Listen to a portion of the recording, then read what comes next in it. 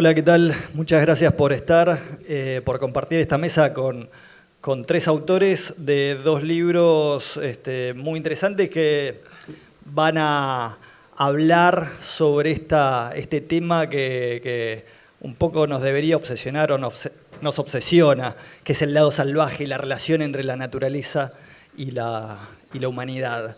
Edgardo Scott, que es autor de Caminantes y traductor de Thoreau. Y también aquí a José Emilio Burucúa y a Nicolás Kwiatkowski, que son los dos autores de Historia Natural y Mítica de los Elefantes, que publicó Ampersand. Y bueno, fue un placer para mí desde Ampersand haber podido trabajar con ellos en ese libro extraordinario. Así que los dejo y muchísimas gracias por estar acá.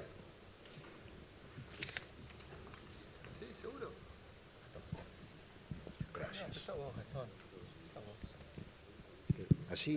Por lo que quieras. Sí, bueno. Dale, sí. Gracias.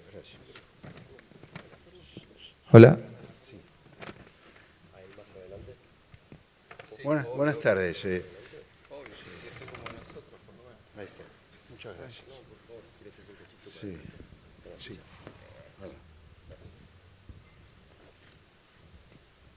Buenas tardes y gracias por la invitación acá a la Feria de Editores y para hablar del libro que con tanto placer hemos escrito junto a Nicolás Kwiatkowski. Dado que creo que el título de esta reunión es El lado salvaje, las relaciones entre humanidad y naturaleza, del ensayo literario a la historiografía, ¿cierto? Entonces se nos ocurrió hablar sobre los marcos historiográficos que nos ayudaron a escribir el libro y a indagar en este tema de cuál sería el imaginario occidental sobre los elefantes y cómo este imaginario se puede periodizar. Y algo que encontramos a poco de indagar en este campo es que los europeos y más tarde los occidentales del otro lado del Atlántico construyeron sus ideas, sus nociones, sus fantasías también acerca del elefante a partir de la experiencia que de ellos les transmitieron los indios. Es decir, es la noción de que el elefante es un ser benéfico, un ser fuerte, pero hasta cierto punto dueño de esa fortaleza que solo pone en juego cuando de ejercer la protección de sus crías, el bien de la especie se trata, de que es también un animal benévolo hacia el hombre, lleno de una sabiduría vital que lo transforma quizá en el único bruto que es capaz de conocer a los dioses y que expresa la piedad hacia los dioses, que cuida a sus enfermos y al mismo tiempo rinde tributo a sus muertos. Todas esas son ideas antiquísimas, que ya estaban presentes en Aristóteles cuando se refirió al elefante, pero mucho más en Plinio. Plinio se explayó. Los primeros capítulos de su importantísimo libro octavo de la Historia Natural, Plinio los dedica al elefante. Y toda la tradición, toda la información acerca de los elefantes llega ya al Mediterráneo clásico desde la India. Entonces esto fue algo muy interesante porque nos obligó a introducirnos en el mundo con cierta, ¿cómo les podría decir?, cierta temeridad, cierto desparpajo, a introducirnos en el tema del elefante en el contexto de la civilización india, Si bien nosotros conocemos muy poco y realmente conocemos mal esa civilización, porque nos falta la herramienta fundamental que es la de la lengua, ¿no? El conocimiento de las lenguas, podría ser desde el sánscrito hasta el hindi, pasando por el pali.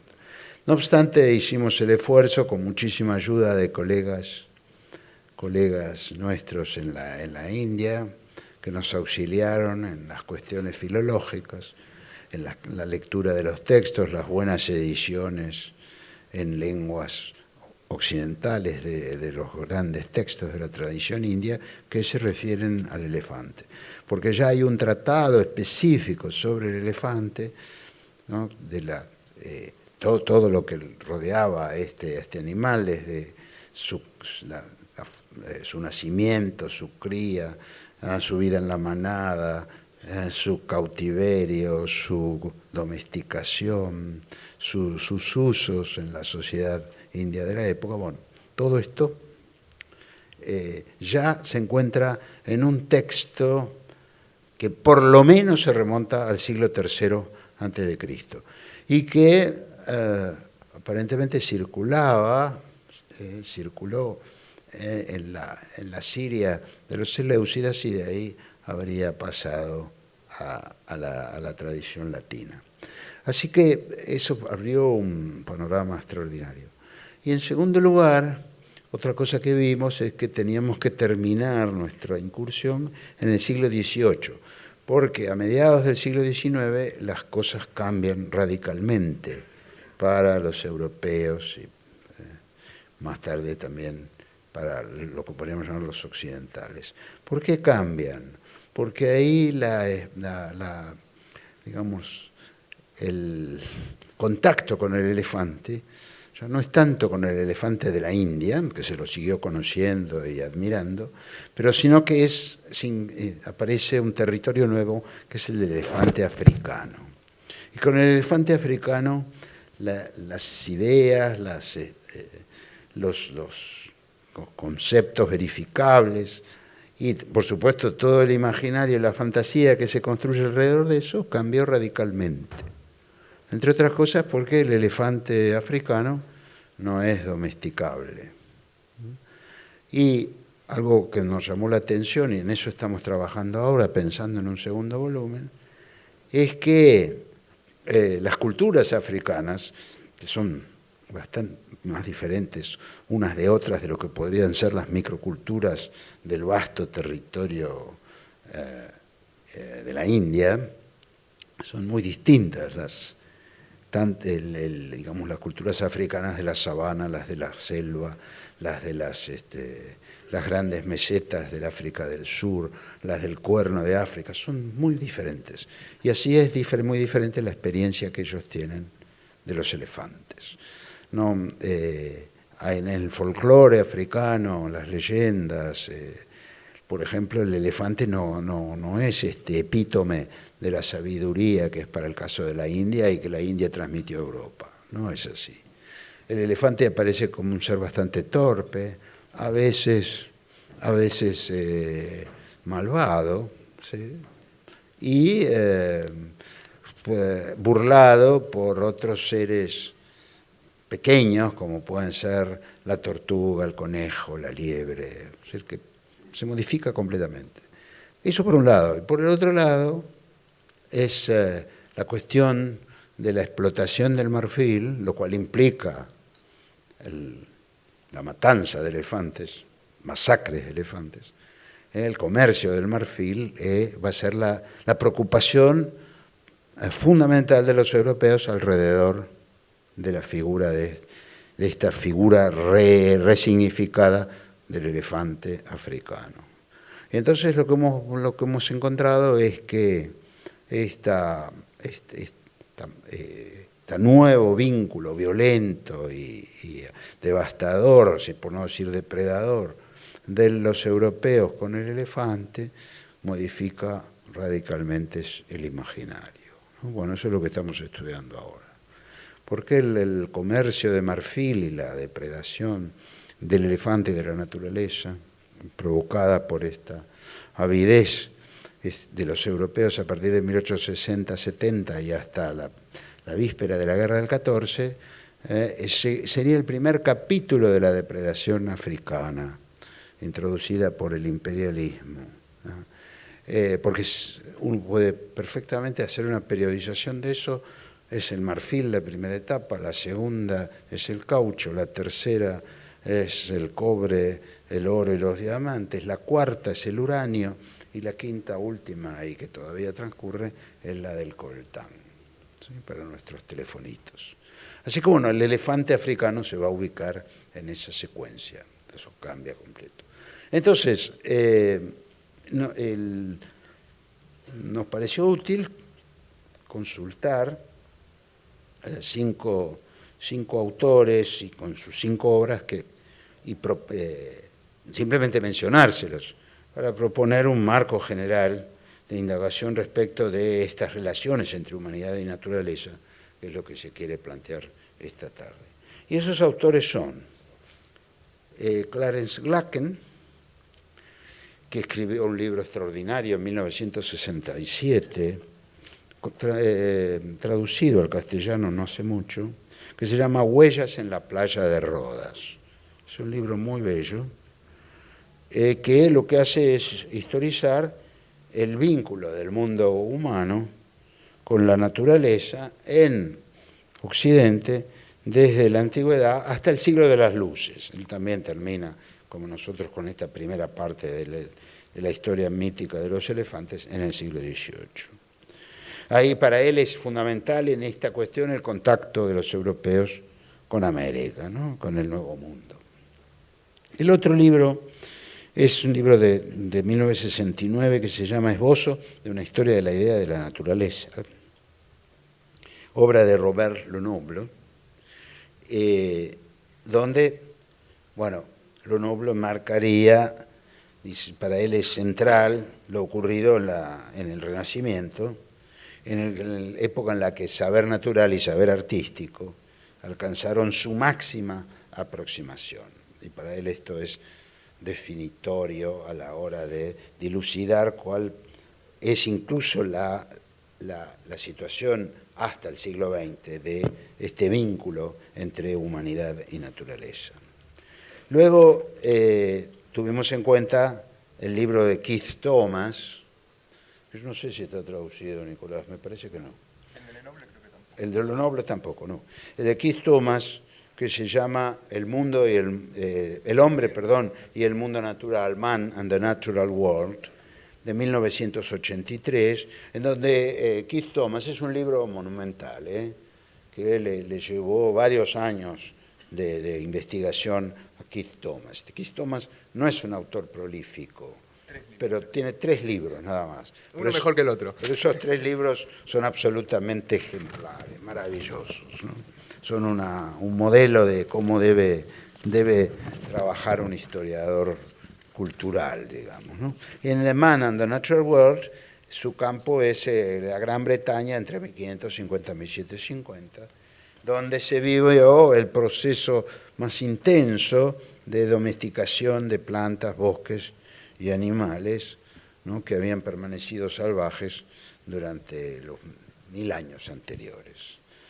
Bueno, la cuarta etapa fue el libro de John Berger, About Looking, acerca de la mirada, ese sí está traducido, de 1992, en donde él lo que analiza él se articula con el libro de Keith Thomas, porque analiza el problema en la Gran Bretaña en particular, a partir de 1750, y más que nada en el siglo XIX y la primera mitad del XX. Y lo que él verifica es una distancia creciente entre seres humanos y animales como consecuencia del proceso acelerado de urbanización y del desarrollo del capitalismo. Esto redunda para él en un proceso contradictorio, que me parece importante subrayar, que es una explotación cruel e industrializada de los animales, y además un segundo fenómeno es que, salvo por los animales domésticos, Hoy son muy pocas las circunstancias en las que los seres humanos tenemos contacto con los animales. Hasta el siglo XIX, dice Berger, los animales eran el primer círculo de lo que rodeaba a la humanidad. Hoy eso ha dejado de serlo. Eso es, de ahí el zoológico, ¿no? El zoológico era la vía que, con sus más y sus menos, y han prevalecido finalmente sus menos, y hoy estamos en el tránsito hacia la eliminación del zoológico o el reemplazo por una forma nueva de plantear nuestro conocimiento y nuestro contacto con los animales. Y el último libro es un libro de Philippe Descola, un gran antropólogo, discípulo de Levi Strauss, que se llama Más allá de la naturaleza y la cultura, de 2005, y donde Descola entiende que hay una oposición básica, profunda, entre naturaleza y cultura, que distinguiría a la modernidad occidental, pero que ese ni de lejos es la única forma, la única forma histórica en que podemos explicar las relaciones entre naturaleza y cultura. Difícilmente podría esta basarse en una cosmología como la nuestra, que depende de un contexto específico, que tiene que ver con la revolución científica y la revolución industrial, y esta separación tan profunda, tan radical que los occidentales planteamos entre naturaleza y cultura, no es, por supuesto, universal, sino que solo tiene sentido para los europeos y los norteamericanos modernos, ¿no?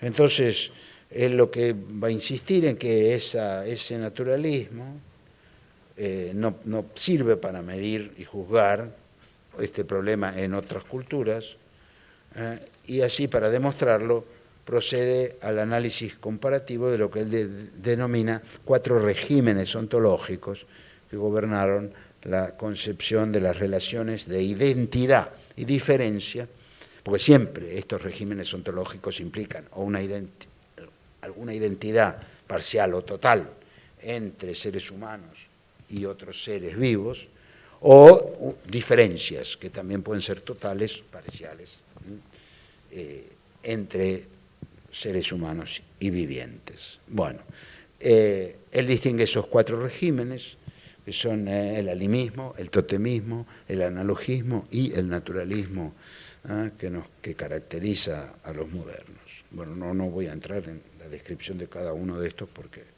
me llevaría un gran tiempo, pero él dice, hasta ahora no hemos conocido un quinto régimen. Ahora, la pregunta que nos estábamos haciendo con Nicolás es si no estaríamos en vías de producir un quinto régimen que estaría indudablemente muy vinculado al naturalismo, y que estaría determinado por esta tendencia hacia la creación de un artificio, ¿no?, que reemplazaría al mundo natural, ¿sí? Bueno, es una cosa que nos planteaba sobre todo el gran ruido que se ha generado alrededor del famoso conejo mecánico de Jeff Koons en los últimos meses. Pero bueno, eso es una cuestión abierta, ¿sí?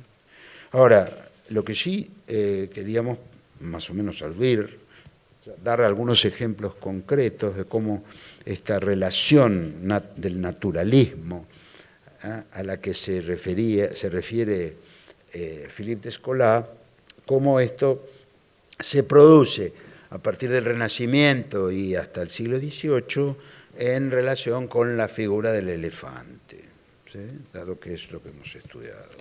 Así como entre el XVI y el XVIII de pronto se parte de una situación de gran proximidad entre el elefante y el ser humano, ¿sí? Y de intensísimo semejanza y analogía, se va hacia esta separación, que es raro que en el caso del elefante nunca es radical, nunca es radical. Es algo extraño, porque, por ejemplo, en el siglo XVIII, Buffon, en su Historia Natural, dice, bueno, es necesario que no caigamos en la noción, en la inercia de esta noción que nos lleva a pensar que el elefante es casi nuestro semejante en las cuestiones más altas de la experiencia de la vida. ¿Sí? Pero sin embargo él cae presa de eso, prisionero de eso. Y dice, bueno, no es así, pero de todas maneras es el más extraordinario de los animales. ¿Por qué? Bueno, por su bondad, pues, más o menos eso. Y le dedica 80 páginas al elefante, ¿no?, de la historia natural. Pero también, por ejemplo, Darwin, una persona que uno sospecharía que no puede caer presa de esa inercia de la semejanza, ¿no? Pero en su libro sobre la expresión, las expresiones humanas y las expresiones en los cuales consideraba a los animales superiores, él ahí tiene una pequeña disquisición sobre el elefante que demuestra hasta qué punto todavía él expresa de ese mito, ¿ah?, de la profunda semejanza. Y es que dice, bueno, los elefantes y los hombres somos los únicos seres animales que tenemos músculos perioculares, que nos permiten llorar de tristeza. Y el elefante llora de tristeza como lloramos los seres humanos. Es un apunte, pero que es revelador. Así que bueno, ahora Nicolás se va a referir a esos ejemplos, ¿sí? Sí, un poco, bastante antes del mundo de los ilustrados como Buffon y de la ciencia decimonónica al estilo de Barbour, queríamos darles algunos breves ejemplos de esa proximidad entre el ser humano y el elefante, expresada en varios libros muy distintos, desde el siglo XVI hasta el siglo XVIII, que ilustran un poco este punto de cómo esa creación de una separación entre el mundo humano y el mundo de los otros animales se va construyendo lentamente en Occidente y creemos nosotros se produce definitivamente un poco más tarde del momento en el que Descola indica que emerge ese naturalismo moderno que es el centro de su análisis en el libro que Burucua mencionaba recién, Más allá de naturaleza y cultura. Entonces, muy brevemente les doy algunos de esos ejemplos que para nosotros marcan hitos en la relación y en la descripción de los vínculos entre los hombres y los elefantes. El primero de ellos que elegimos compartir con ustedes hoy es un libro de Gerolamo Cardano, publicado en 1552, en el que Cardano le dedica 15 páginas del libro 10 de un tratado sobre la sutileza al elefante. Y Cardano describe allí al elefante de la siguiente forma. Dice, los elefantes son amantes de la gloria y de las cosas que aprenden de día, suelen meditarlas por la noche. Además, Cardano subraya ahí la longevidad, la sabiduría y la memoria de los paquidermos y sostiene que son esas cualidades de los elefantes que hacen de ellos seres probos, felices y contemplativos. Y cito de vuelta a Cardano, él dice, de ese modo es evidente por qué la naturaleza creó este animal como el más grande, el más robusto, el más longevo, el más sabio, el más seguro y el más feliz entre todas las bestias. Y de acuerdo con Cardano, el único argumento para distinguir a los seres humanos de los elefantes es que en los seres humanos estaría presente la inmortalidad del alma, que en los elefantes no. Algunos años antes de eso, un humanista francés, Pierre Gilles, en 1535, tradujo la historia de los animales de Claudio Eliano, que también dedicaba largos capítulos al elefante, y en esa traducción y en los agregados que Gilles incluye en su libro respecto del texto original de Claudio Eliano, aparece una verdadera celebración del elefante y de todas las virtudes que asemejan a los paquidermos a los hombres. La lista es interminable, son páginas y páginas que Gill dedica a esta comparación y a este acercamiento de los elefantes con los seres humanos. Algunas de las características que identifican a las virtudes de los elefantes con las virtudes de los hombres son la docilidad, la obediencia, el amor, el cultivo de la música, la religiosidad de los elefantes que adoran al sol y adoran a la luna, la sabiduría, su respeto por los ancianos, su amor por las crías, la religión y la veneración del sol, la inteligencia, la castidad, la caridad, la fortaleza y otra serie de virtudes que Gill identifica como aquellas que son las mejores de los seres humanos y también están presentes en los elefantes. Pero una cosa muy interesante de Gill es que en 1544 él viajó a Constantinopla para comprar manuscritos para el rey de Francia, y durante ese viaje fue incluso más al oriente, y mientras estaba en Siria llega de regalo para el rey de Francia un elefante que venía enviado desde el oriente como un presente para el rey. El elefante había sido sometido a 1000 vejaciones en todo el camino, se lo había hecho hacer trucos y gracias para las personas que estaban alrededor, algo que Gill critica con mucha dureza y dice que aquellos que habían sido espectadores de esos trucos que hacía el elefante no eran otra cosa que estúpidos que se deleitaban del sufrimiento del animal. Después de ese largo viaje, el elefante muere de frío, pero se sospecha que el animal podía haber sido envenenado, entonces se decide hacer una autopsia, una necropsia del elefante, de la que Gill participa, y hasta donde nosotros tenemos noticia, por lo menos, esa sería la primera necropsia de un paquidermo en la que habría estado presente un occidental, un europeo. Y Gill describe con lujo de detalles esa necropsia, y luego ese texto de Gill es publicado después de que Gill murió en el siglo XVII como una carta que le habría dirigido al cardenal de Armagnac. Entonces, una cosa que nos parece interesante de Pierre Gill es esta combinación entre ese saber antiguo y esa vinculación y esa comunidad que él describe entre los elefantes y los seres humanos, y una aproximación que hoy llamaríamos científica a los paquidermos, y un acercamiento naturalista en los términos de Descola de los que hablábamos recién. No sé cuánto tiempo tengo, 5 minutos más, digamos. Un ejemplo más de este lento tránsito hacia el naturalismo en Occidente en el siglo XVI es el primer tratado de zoología en el que los datos de la experiencia prevalecen por sobre elementos literarios y míticos, y ese es el libro publicado en 1551 por Conrad Gessner, que es su historia de los animales. En ese libro Gessner consagra al elefante unas 30 páginas que describen todas las características del animal, y además se incluye en el libro una representación visual del elefante que se volvería canónica y que iba a ser copiada por varios de los tratados de zoología posteriores.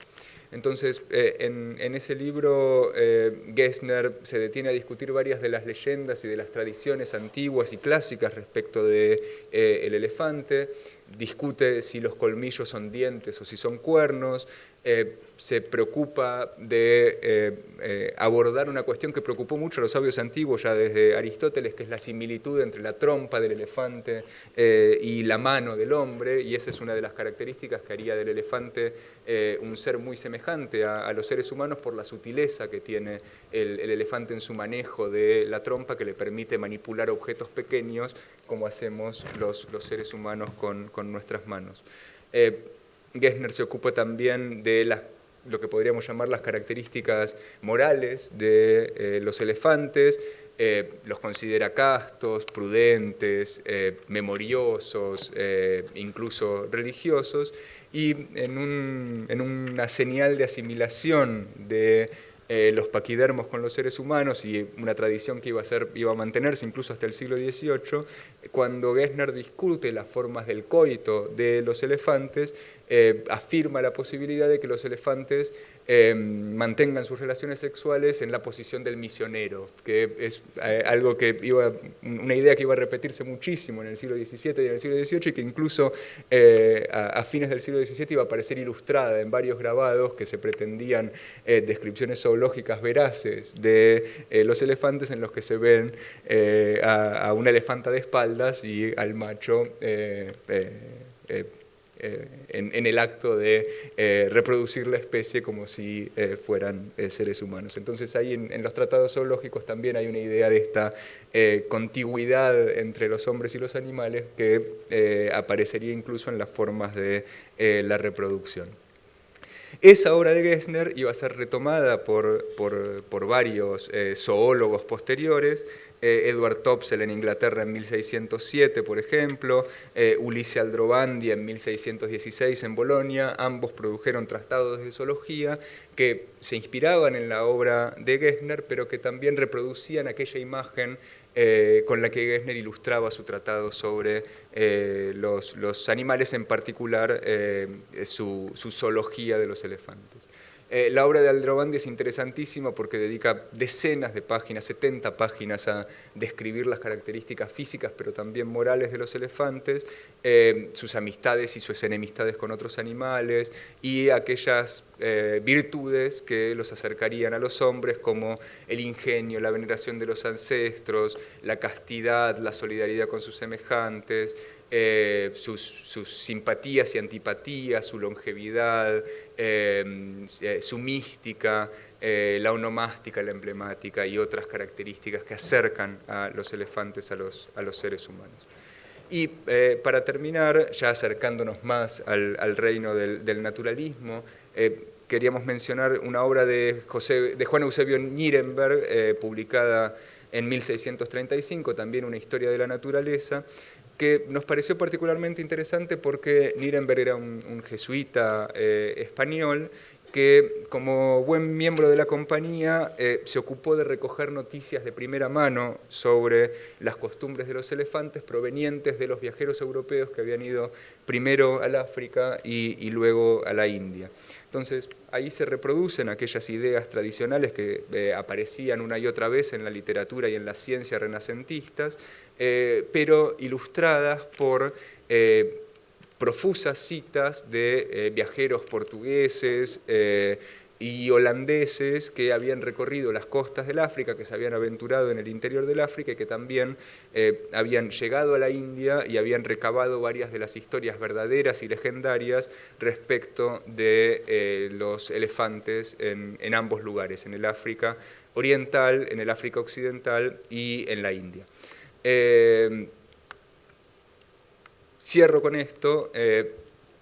Nirenberg reproduce en su historia de los animales una vieja leyenda respecto de los elefantes, según la cual un elefante que estaba en celo, que estaba en lo que se conoce como el must, que estaba arrasando una aldea en la India, llevado por esa furia que las hormonas habían desatado en él, aparentemente, según esta leyenda, se había calmado y se había detenido frente a la vista de una mujer y de un niño que estaban desprotegidos y delicadamente los apartó con su trompa para seguir en su camino de destrucción.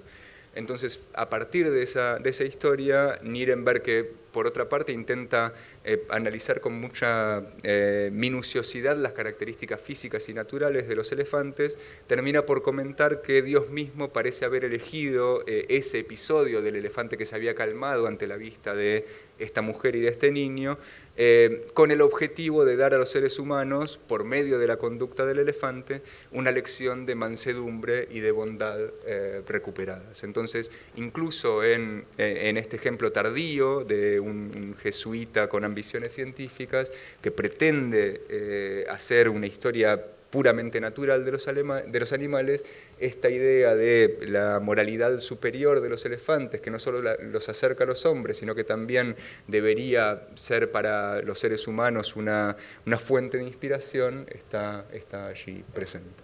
Gracias. ¿Puedo agregar una cosita? No. que es interesante? Que Cardano, para volver al principio de estos autores que mencionó Nicolás, Cardano intenta en el mismo tratado sobre la sutileza dar una nueva definición del ser humano.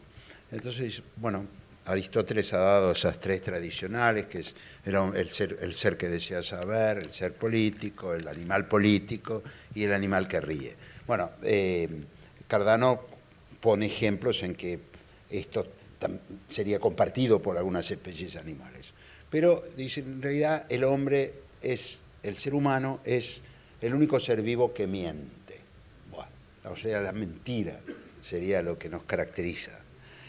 Y aquí él hace una diferencia con el elefante, porque dice, bueno, la superioridad del elefante es que no soporta la mentira. Y entonces cuenta una serie de historias que tienen que ver con el adulterio. El elefante, si ya sea su amo o su ama, ¿no? Él, en caso de que cometan adulterio, se lo revela al otro cónyuge, inevitablemente. Así que bueno, esa es, y es una historia que se repite esta, ¿no? De cómo el elefante reveló esta vergüenza de sus amos. Bueno, eso es lo que puedo decir. Gracias.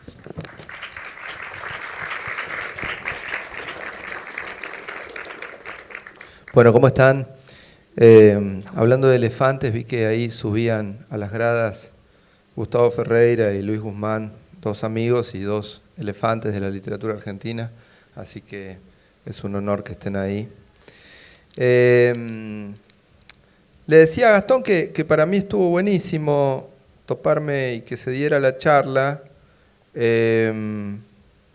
no solo por la fascinación que podemos compartir por los elefantes, ¿no? Sino también por cómo podían llegar a dialogar con mis caminantes, ¿no? Porque supuestamente, y ellos hablaban de elefantes, es como raro, porque yo iba a hablar de elefantes también, pero si ellos hablan de elefantes yo voy a tener que hablar un poco de caminantes, ¿no?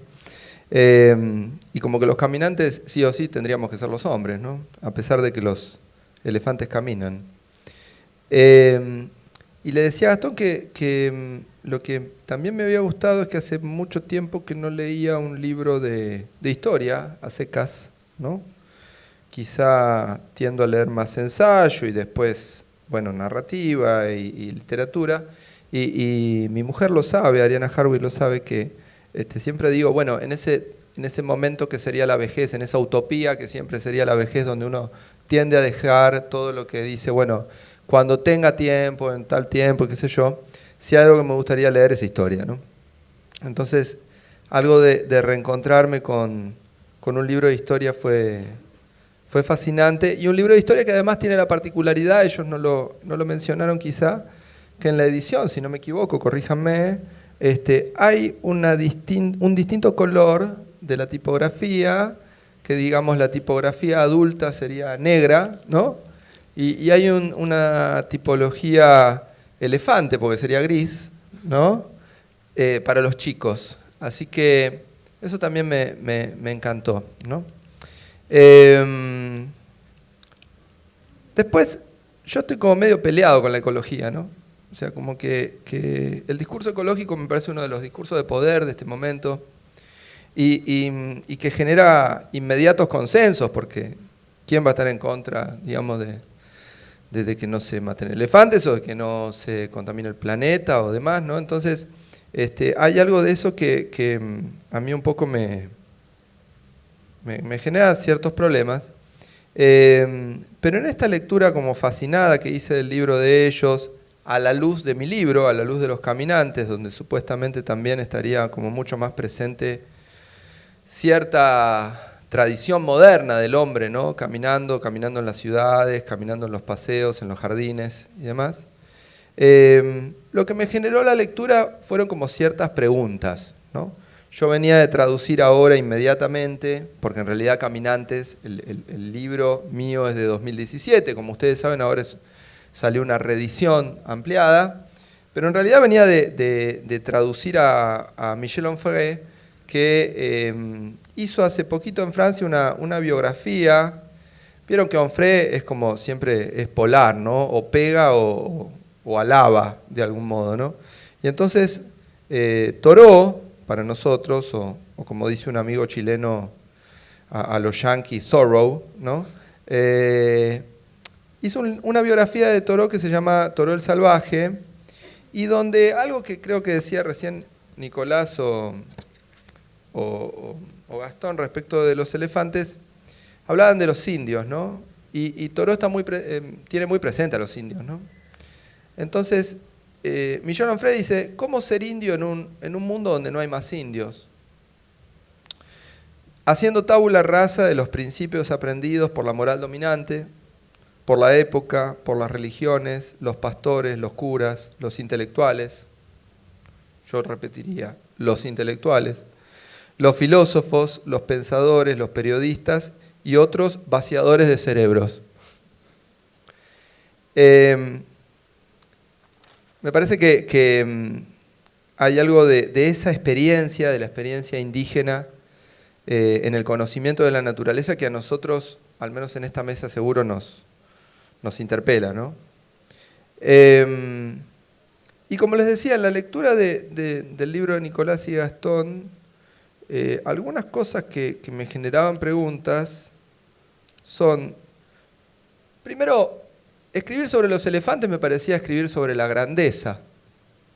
Entonces, un poco lo que yo pensaba es, ¿qué hacemos frente a la grandeza? ¿Qué hacemos con la grandeza? Siempre implícitamente en nuestro lugar fatal de hombres, ¿no? Que ese también es un tema que retoma Onfray en este libro. De hecho, arranca con esa pregunta, ¿no? Como, ¿qué es ser un gran hombre, ¿no? Él dice, ni bien empieza, dice, ¿qué es un gran hombre? Dice, ¿cómo podría una época llena de hombres pequeños leer y comprender una reflexión sobre los grandes hombres? Entonces, me parecía que era simpático, por lo menos. Los franceses dicen todo el tiempo, ¿no? Très sympa. Pensar en los grandes hombres como elefantes. Entonces, ¿qué hacemos frente a la grandeza? ¿Qué hacemos con la grandeza? Después me enteré, gracias al libro de ellos, que yo no sabía que había habido, e incluso que hay, tantos elefantes, ¿no? Porque fechaban ahí en el siglo XIX 27 millones de elefantes. Parecía extraordinario, ¿no? Como digo, todo un país de elefantes, ¿no? Y en ese sentido volvía a esta idea de la historia, ¿no? Que me parece que siempre, a mí que me gusta tanto ese adagio ya a esta altura, ¿no? Que dice, la única verdad de una idea es la historia de una idea. Me parece que el libro de ellos también tiene eso, ¿no? Además del encanto y de la fascinación sobre los elefantes, que casi todos podemos compartir, es una historia, ¿no? Entonces ahí nos metemos con datos duros, diríamos, ¿no? Más allá de anécdotas y relatos, donde podemos pensar algunas cosas, ¿no? 27 millones de elefantes. Otra de las preguntas que me hacía, sobre todo en los primeros capítulos del libro, donde aparece como ese intento de distinción que siempre nos persigue de algún modo, que es la diferencia entre la animalidad, entre el animal y el hombre, y entonces el hombre sería así cartesianamente racional, y al animal le toca ser irracional, digamos, ¿no? Que por contrapeso me daba la sensación en el libro, y en esta época un poco, ¿no? En esa adoración que tiene esta época por los animales, como si buscáramos en los animales una racionalidad, ¿no? Es decir, como si algo de la locura nuestra intentara, ahí donde vía el amor, diríamos, y vía el amor no solo a nuestros animales domésticos, sino a los animales en sí, y al intento de combatir, diríamos, cualquier sometimiento de los animales y al auge del vegetarianismo, del veganismo y demás, ¿no? Como si intentáramos ver si, pensando también con John Berger, que a mí me gusta tanto ese texto de John Berger, ¿no? Que decía, ¿por qué miramos a los animales, ¿no? Si buscamos entonces en los animales, que siempre fueron un espejo, de algún modo, una racionalidad que para nosotros estaría un poco extraviada. Otra pregunta que me hacía leyendo es, si vale lo mismo un animal que un hombre. o un hombre que un animal.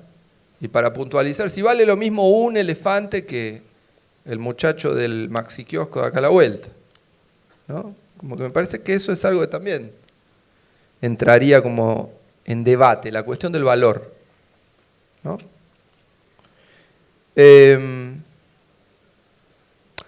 Y por último, teniendo en cuenta que la charla se titulaba así como un poco auspiciosamente el lado salvaje, ¿no? Me parecía que en lo salvaje hoy reina como una gran confusión y desconcierto. Como que si yo tuviera que ponerle sinónimos a qué significa lo salvaje hoy, ¿no? No lo asociaría en absoluto con lo animal o con la naturaleza, sino con cierta confusión y desconcierto.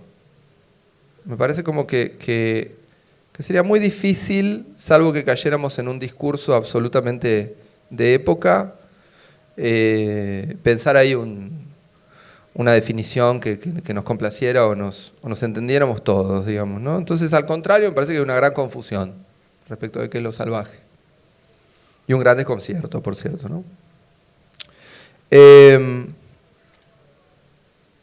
Yo tengo un libro que me gustaría escribir, que también me hizo pensar el libro de Gastón y de Nicolás, que es sobre los dirigibles, sobre los Zeppelins.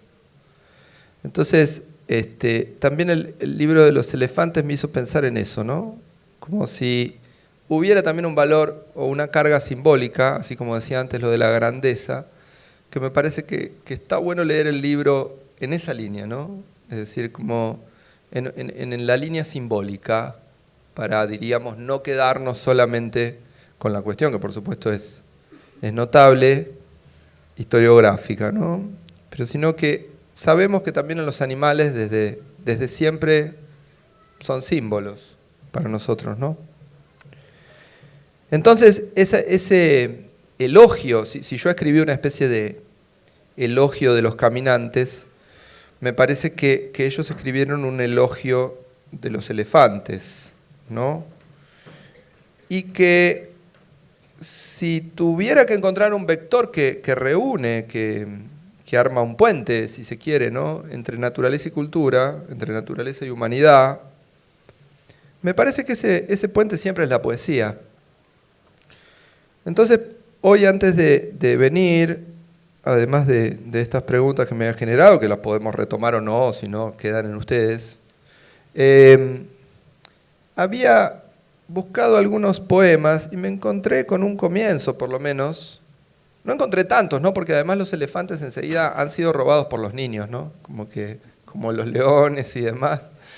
Entonces, enseguida los niños y las canciones infantiles y todo eso, y los acolchados, vienen con elefantes que nos causan ternura. Pero encontré un poema de César Vallejo que de algún modo nos arma un puente para esta charla y en general, ¿no? Que se llama Una epístola a los transeúntes. Y que comienza diciendo: reanudo mi día de conejo, mi noche de elefante, en descanso, y entre mí digo, esta es mi inmensidad en bruto, a cántaros, este es mi grato peso, que me buscará abajo para pájaro, este es mi brazo, que por su cuenta rehusó ser ala, estas son mis sagradas escrituras, estos mis alarmados campeñones. Lúgubre isla me alumbrará continental mientras el Capitolio se apoye en mi íntimo derrumbe y la asamblea en lanzas clausure mi desfile. Bueno, muchas gracias de mi parte.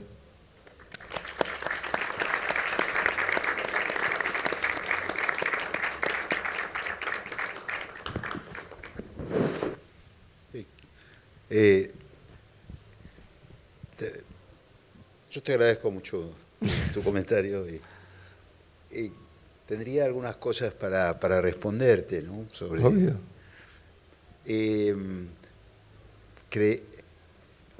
Vos has hablado de la racionalidad, buscar la racionalidad en los animales para poder tender el puente, digamos, ¿no? Que es decir, sería una indagación quizá más compleja que las que hemos hecho hasta ahora o que la etología hizo hasta ahora sobre el comportamiento, la conducta de los animales. Y antes que vos has citado a Vallejo, y yo citaría a otro poeta latinoamericano, mexicano, que es Juan José Arreola, ¿no? Muerto recientemente. Y él tiene un bestiario que me hizo conocer Luis Gregorich, que es un texto extraordinario, y donde Arreola sugiere que los elefantes son los abuelos de la humanidad. Es muy bella esa idea. Pero volviendo a la cuestión de esta indagación de lo que podría llamarse la vida psíquica de los animales,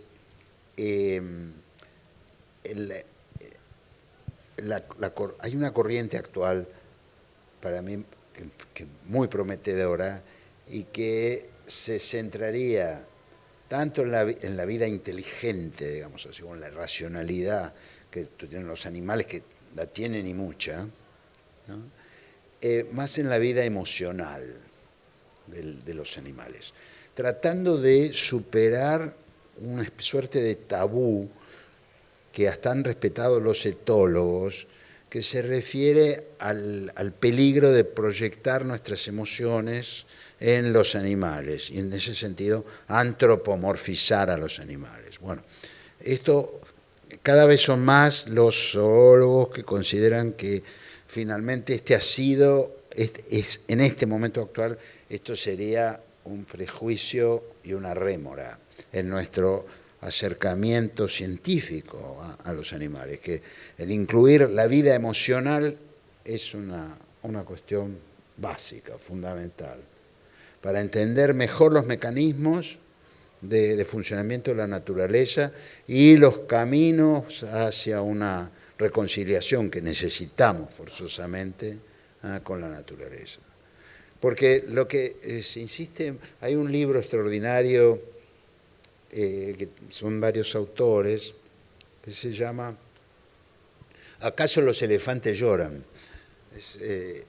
Y allí los autores se encargan de plantear una paradoja, ¿no? Los etólogos, sobre todo, siempre se han detenido frente a la vida emocional de los animales por este riesgo de la proyección de nuestros sentimientos sobre ellos, ¿no? Y en cambio, quien tiene un animal, quien posee un animal doméstico, generalmente un perro, un gato, es muy probable que sepa una cantidad inmensa de cuestiones que se relacionan con las emociones que tienen los animales. Hay mucho de proyección, pero también hay un acercamiento a la vida ajena de ese ser, ¿no?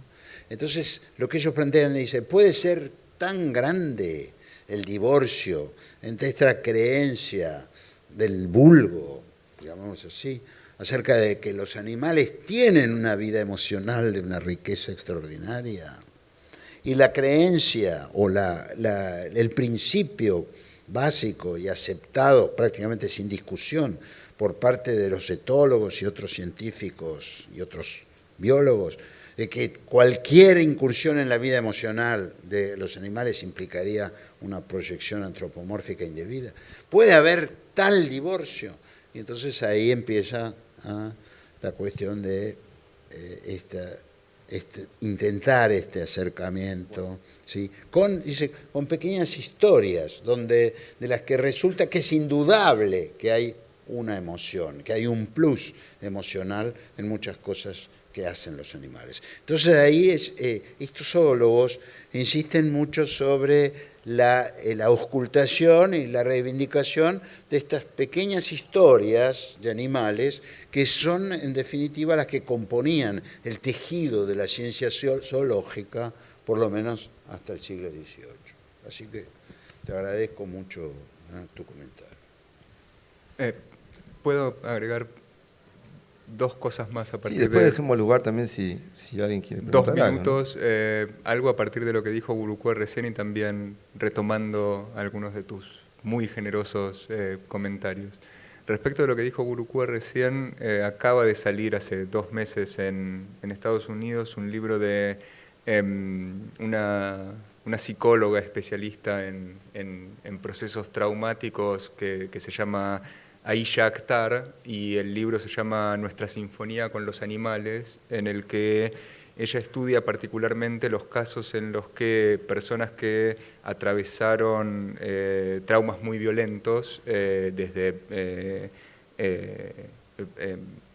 pérdidas de seres queridos hasta traumas personales, lograron superar o transitar las consecuencias de esas situaciones traumáticas o hacerlo mejor a partir de sus relaciones con animales domésticos o no domésticos. Y al mismo tiempo ella recoge ahí la experiencia de recuperación de traumas de animales a partir de su contacto con otros animales. Por ejemplo, animales que pasaron por la experiencia violenta del circo o el zoológico, que volvieron a construir la relación con otros animales y a reconstruirse ellos mismos a partir de su integración en manadas bien constituidas, digamos. Entonces esta idea que expresaba Gurucua recién respecto de no antropomorfizarlos, pero encontrar también en ellos alguna suerte de vida psíquica o de posible comunicación, creo que está expresada también en ese libro. Y para terminar, porque quizás podríamos dejar espacio al público y Diego nos hace señas, vos hablabas también antes de la cuestión de la racionalidad, de la cuestión del salvajismo, pero sobre todo de los diferentes valores asignados a hombres o a seres humanos y a animales. Y eso me hizo recordar 2 cosas. Por un lado, una muy bella hipótesis de John Stuart Mill, que decía que aquello que los seres humanos tenemos en común con los animales es que ambos somos capaces de sufrir, ¿no? Y esa capacidad para el sufrimiento es lo que nos aúna con los animales. Y en ese sentido,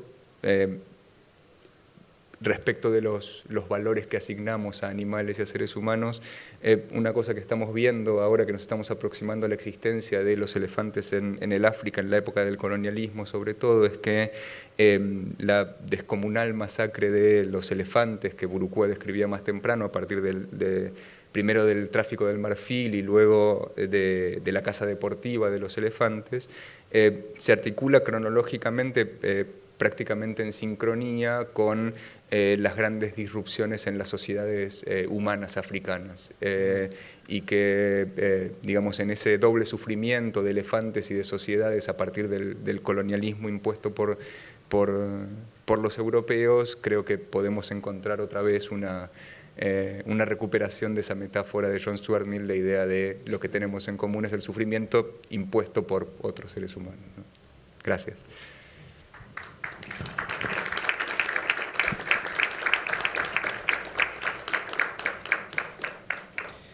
Está bueno lo de la emoción, porque me parece que es el gran puente, ¿no?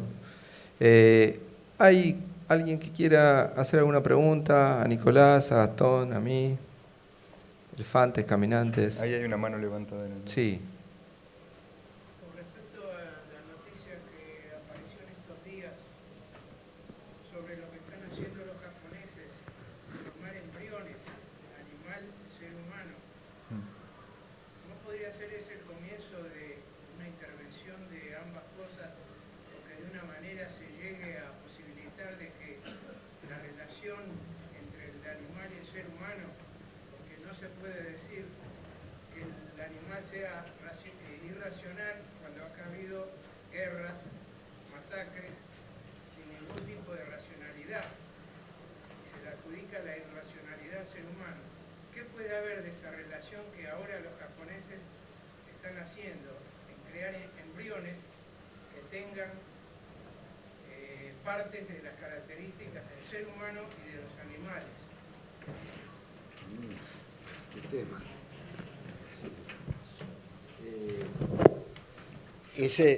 Sí.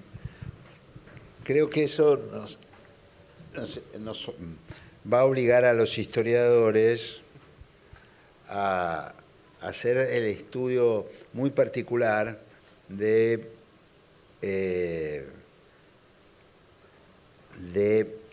una, ¿cómo decir?, una vieja figura, una vieja forma, que es la de la quimera.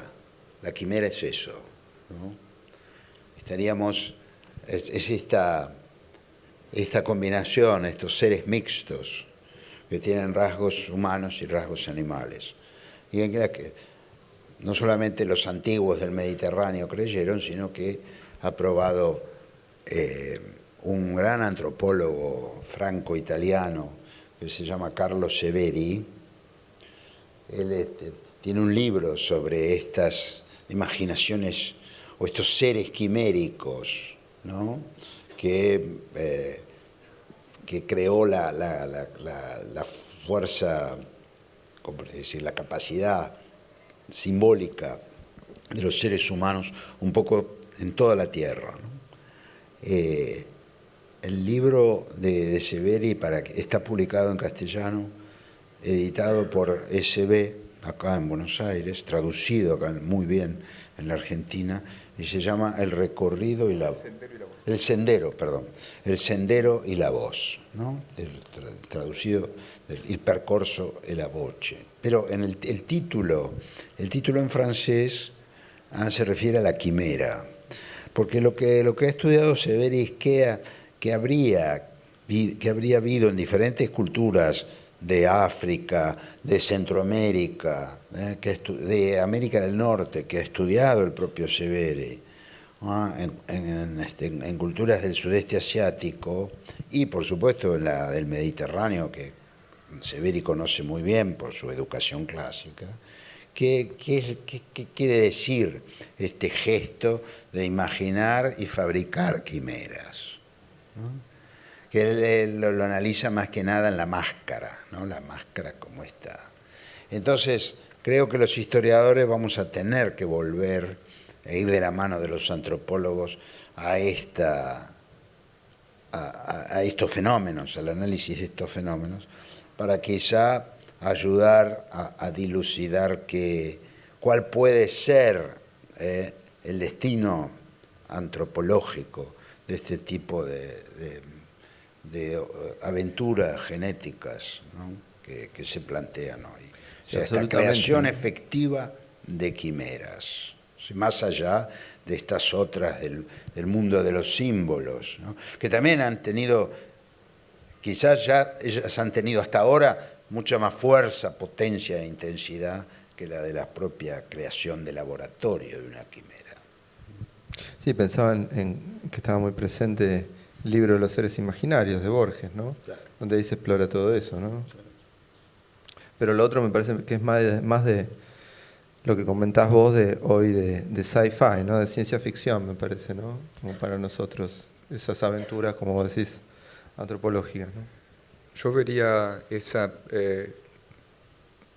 la creación de quimeras con enorme preocupación. Esta semana leí 2 notas, una en la que se describe a 3 grupos de científicos que están explorando la creación de esas quimeras, un grupo español, un grupo estadounidense y este grupo japonés que mencionaba usted, con la particularidad de que el grupo estadounidense está llevando adelante sus investigaciones en China para eludir algunos de los marcos de bioética vigentes en Estados Unidos.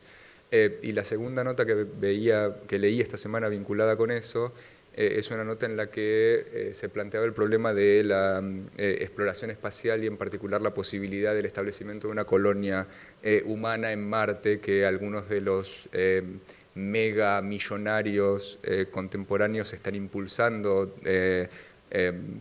Elon Musk y Jeff Bezos, el dueño de Amazon, por ejemplo, están proponiendo eso como destino de sus miles de millones. Y esta nota citaba a varios científicos que sostenían que una colonización de Marte es imposible por las condiciones de presión, de radiación, de de venenos existentes en el suelo marciano, etc. Una de las posibilidades de esa colonización era hacerla subterránea, y la otra que ellos veían con entusiasmo era la posibilidad de la creación de quimeras, de una sería, no sé cómo decirlo, una especie de nueva raza posthumana, alterada para poblar Marte, genéticamente para hacer posible la colonización de Marte, lo que creo nos pone a las puertas de una pesadilla de modificación genética y de más que una utopía o una ciencia ficción, una distopía horrenda, frente a la cual propondría la posibilidad de que nos diéramos a nosotros mismos lo que podría llamar, no sé, una especie de principio de Bartleby, que nos preserve moralmente de eso a partir de que decidamos que preferimos no hacer eso. Gracias por la pregunta. Ahora, volviendo a la pregunta, es interesantísima. Me sugiere otra cuestión, y es que yo creo que, por desgracia, no lo vamos a poder evitar. No lo vamos a poder. Eso va a ocurrir. Les cuento una experiencia personal con un artista que yo veía un poco como un ser estrafalario, algo caprichoso, que es Orlan. Ustedes conocen, pienso, a Orlan, que es una de las creadoras del llamado body art, ¿no? Que interviene sobre sí misma, ¿sí? Se hace cirugías y cambia su aspecto. Su propio cuerpo es obra de arte. Su propio cuerpo es obra de arte, ¿no? Entonces, de pronto adquiere las características de un pez, ¿sí? Bueno, y otras diferentes. Yo tuve la suerte de conocerla a Orlan y de coincidir con ella largas semanas en un instituto de investigación, de estética, no de investigación biológica. Y bueno, yo la conocí de una manera muy, muy extraordinaria, y es que éramos todos unos, ¿cómo podríamos decir? Convivíamos en un instituto de investigación en Santa Mónica, y recibí por escrito una invitación, ¿sí?, de una persona que filmaba, Orlan, ¿sí?, para comer en su casa. Entonces, cuando iba, yo no sé, Orlan, imagínense, no tenía por qué yo pensar que era el artista, pero cuando iba hacia su casa me encontré con otra colega. Me dice, ¿pero vos sabés a dónde vamos? No, vamos a lo de Orlan. Pero vos sabés que Orlan no sé, es la verdadera Orlan. La verdadera Orlan era esta. Bueno, me empezó a latir el corazón, pues yo decía, va a abrir la puerta y ¿con qué me voy a encontrar? Bueno, entonces fue así, abrió la puerta, pero bueno, sí, se había hecho algunas modificaciones, pero bueno, yo ya estaba advertido. Si no hubiera estado advertido, no sé cuál habría sido mi reacción. Entonces, bueno, ella nos atendió magníficamente, y fue una larga noche y una larga sobremesa, y bueno, otra colega se animó a preguntarle, ¿pero usted qué busca con esto? Entonces ella dijo una cosa que me hizo cambiar. Yo creo que la consideraba un gesto quizá exagerado, hasta un poco frívolo, pero me hizo cambiar así. Me dijo, mi propósito es instalar hoy aquí, les estoy hablando del año 2003, hace mucho tiempo ya, es instalar hoy aquí una discusión sobre el mutante.